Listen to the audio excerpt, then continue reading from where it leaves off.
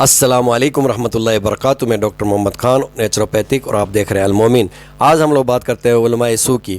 یہ علماء سو بولتے ہیں کہ اگر آپ قرآن اور حدیث پڑھو گے تو آپ گمراہ ہو جاؤ گے, جبکہ اللہ تعالیٰ بولتا ہے کہ یہ قرآن مومن کے لیے ہدایت ہے اور علماء سو کے لیے یہ گمراہی ہے. تو اب اس علماء سو کو دیکھو کہ آپ پہلے تو اس علماء سو کا ویڈیو دیکھو, اس کے بعد میں آپ دیکھو کہ مرزا صاحب کا کہ اس علماء سو کو قرآن اور حدیث سے کیسے جواب دیتا ہے. یہ کتنا آدمیوں کو گمراہ کر رہا ہے, لیکن اللہ کا خوف نہیں ہے, ان کو اللہ کا خوف نہیں ہے, یہ اپنی قرآن نے بھی اس حقیقت کو بیان کیا ہے. قرآن فرماتا ہے یضل بہ کثیرا ویہدی بہ کثیرا, کہ یہی قرآن اور اس کا مضمون ہے کہ جس سے اللہ تعالیٰ بہت لوگوں کو جو ہے وہ گمراہ کرتا ہے اور بہت لوگوں کو ہدایت دیتا ہے. تو قرآن سے لوگ گمراہ بھی ہو سکتے ہیں اور ہدایت یافتہ بھی ہو سکتے ہیں.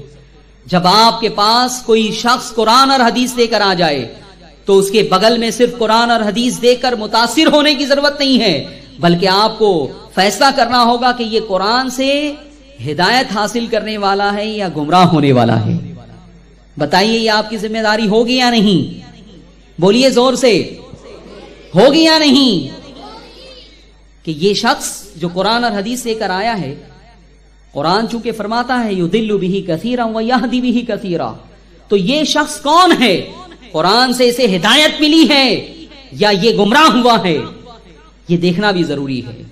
اور دوسری بات یہ کہ حدیثوں کے سلسلے میں بتا دوں آپ کو کہ بہت بڑے علم حدیث کے امام ہیں امام اعمش. امام اعمش نے فرمایا الاحادیث مضلۃ الا للفقہاء, کہ حدیثیں گمراہ. علماء سو کی جانب سے عوام الناس میں یہ گمراہی پھیلائی جا رہی ہے کہ قرآن حکیم جو کہ ہدایت کی کتاب ہے اور ہدایت دیتی ہے, لیکن یہی قرآن حکیم جو ہے وہ گمراہ بھی کرتی ہے. میں رمضان المبارک میں قرآن ترجمہ کے ساتھ پڑھنا چاہتا ہوں, آپ رہنمائی فرمائیں کہ کس مترجم کی تلاوت کروں. شکریہ. بالکل کسی مترجم کی تلاوت آپ نے نہیں کرنی, یہ بات یاد رکھیں. عام بندہ جب قرآن کا ترجمہ اٹھا کے اس میں غور و خوض شروع کرے گا, یہ گمراہی کا دروازہ کھلے گا. میری جان من, قرآن کریم اتنا لاوارث نہیں ہے کہ آپ اس کو بغیر قرآن کے ماہر کے پڑھنا شروع کر دیں. ڈاکٹری میڈیکل کی کتاب آپ بغیر ماہر کے نہیں پڑھتے, تو قرآن کریم بغیر ماہر کے آپ کیوں پڑھیں گے؟ ترجمے آپ کے لیے نہیں ہے, یہ طالب علم کے لیے, یہ انڈر کنسٹرکشن عالم کے لیے, جو ابھی زیر تعمیر ہے, یہ اس کی مدد کے لیے. آپ کو چاہیے آپ نے ترجمہ پڑھنا ہے تو کسی عالم دین کی زیر نگرانی پڑھیں. نعوذ باللہ. اور دلیل کے طور پر وہ سورہ البقرہ کی آیت نمبر 26 پیش کرتے ہیں, یضل بہ کثیرا ویہدی بہ کثیرا. یہ بڑا ظلم ہوا ہے میرے بھائیوں. اس آیت کو مس کوٹ کیا جاتا ہے خصوصاً ان لوگوں کی طرف سے جو قرآن حکیم کے وہ عقائد جو بالکل ننگی تلوار کی طرح ہیں, ان کی تاب نہیں لا پاتے, تو وہ کہتے ہیں اب چھٹکارا یہی ہے کہ اس طرح کی آیات کی غلط انٹرپریٹیشن کر کے لوگوں کو قرآن سے دور کیا جائے. آپ کو پتہ ہے کافروں کا بھی ایٹیٹیوڈ یہی تھا. اعوذ باللہ من الشیطان الرجیم. وقال الذین کفروا لا تسمعوا لهذا القرآن والغوا فیہ لعلکم تغلبون. کافر کہتے ہیں کہ مت سنا کرو اس قرآن کو, اور قرآن جب پڑھا جا رہا ہو اس میں شور مچا دیا کرو تاکہ تم غلبہ پالو. یعنی قرآن حکیم کی دعوت کے خلاف کامیابی کا واحد راستہ انہوں نے یہ سمجھا کہ جب قرآن پڑھا جائے تو شور مچا دیا جائے, جسے کہتے ہیں نا ہم پچ کھود دی جائے, کوئی بات سننے کے لیے تیار ہی نہ ہو.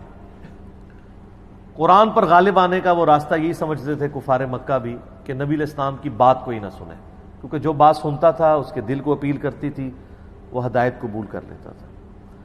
اب یہ انہی کی باقیات ہیں جو امت میں پھر اس طریقے سے شیطان نے ٹریول کروائیں کہ قرآن حدیث ڈائریکٹ نہ پڑھو گمراہ ہو جاؤ گے. قرآن پاک پڑھ کے بڑے بڑے لوگ جو ہیں وہ قرآن پڑھ کے ہی گمراہ ہوئے ہیں, تو قرآن خود نہیں پڑھنا چاہیے, کسی کے پاس پڑھنا چاہیے. اچھا جی, کس کے پاس پڑھنا چاہیے؟ علماء کے پاس. تو جب ہم کہتے ہیں علماء کے پاس پڑھیں, تو پھر اگر ہم کسی ایسے عالم کا نام لے لیں جو ان کے مکتب فکر کا نہ ہو تو کہتے ہیں وہ تو گمراہ ہے. اب یہ دیکھیں نا, کہیں پہ رکنے کے لیے تیار ہی نہیں ہے. علماء سے نہیں, یہ جملہ چینج کریں, ان کو کہنا چاہیے ہمارے فرقے کے ہمارے بزرگوں اور ہمارے علماء سے آپ پڑھیں, اور ان کی وہ تعبیر مانیں جو ہمارے فرقوں کے ہمارے بزرگ دیتے ہیں. جو قرآن کہہ رہا ہے اس کو ڈائریکٹ نہ مانیں. اور اس تکلیف سے میں خود بھی گزرا ہوں. ہمارے بچپن میں ہم جن قاری صاحب کے پاس قرآن پڑھا کرتے تھے ان کا تعلق بریلوی مکتب فکر کے ساتھ تھا، تو وہ بچپن سے ہمارے دماغ میں نا یہ آیت ڈالا کرتے تھے، یضل بہ کثیرا ویہدی بہ کثیرا. قرآن پڑھ کے لوگ گمراہ ہوتے ہیں، قرآن پڑھ کے لوگ ہدایت پاتے ہیں. سب سے بنیادی چیز تو یہ ہے کہ یہ اس آیت کا ترجمہ ہی انہوں نے غلط کیا اور آیت کو بھی مکمل پیش نہیں کیا، اسے آؤٹ آف کانٹیکسٹ پیش کیا. یعنی جرموں کی ایک داستان ہے جو اس قرآن کے ساتھ کی گئی.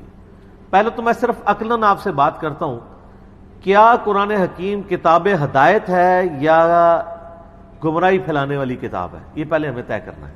کتاب ہدایت. کتاب ہدایت ہے تو ہدایت اور گمراہی ایک جگہ جمع نہیں ہو سکتے. بے شک.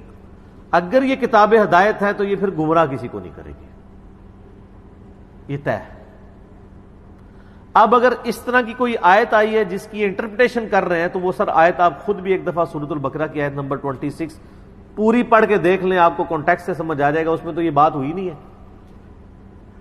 بلکہ وہ انہی کے بارے میں بات ہوئی ہوئی ہے جو قرآن کو نہیں ماننا چاہتے وہ گمراہ ہوتے ہیں، اور جو قرآن کی ماننا چاہتے ہیں وہ ہدایت پاتے ہیں. جو قرآن اور سنت کے سو کالڈ کسٹوڈین بنے ہوئے ہیں علماء سو، وہ اپنی جب بات لوگوں کے سامنے رکھ رہے ہیں تو وہ پہلے ہی رون ڈال رہے ہیں کہ ہمارا سودا نہیں خریدنا کسی نے. وہ یہ کہہ رہے ہیں یہ قرآن ڈائریکٹ پڑھو گے تو گمراہ ہو جاؤ گے. ان سے کہیں آپ پڑھا دیں، انڈائریکٹ پڑھ لیتے ہیں، آپ پڑھا دیں.